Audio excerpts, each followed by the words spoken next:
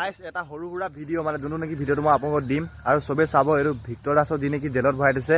Victor দাসে কি বুলি কয় আপোনালোকে শুনক। চাওক, আপোনালোক সকলোৱেতো গমে পায় যে যিখিনি হৈছে সেইটো এটা টোটেল মেকিং কেছ।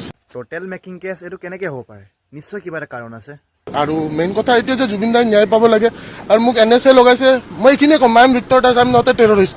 নামটোৱে ভিক্টৰ দাস। তেওঁ নেকি কাৰোলৈ খাতি নকৰে, কাৰোলৈ ভয় নকৰা মানুহ, যি নেকি জুবিন দাক বহুত ভাল পায়। যেনেকৈ মই ভাল পাওঁ তেনেকৈ জুবিন দাক সিও ভাল পায়। আৰু অসমৰ মানুহ ইমান নিষ্ঠুৰ কেনেকৈ হ'ব পাৰে? যি নেকি ভিক্টৰ দাসক জেলত ইমান দিনৰ পৰা ভৰাই থৈছে, তেওঁক কেলৈ উলিয়াব পৰা নাই? ৰিজনটো কি, কাৰণটো কি? NS এইটো আপোনালোকে কি কৰিছে?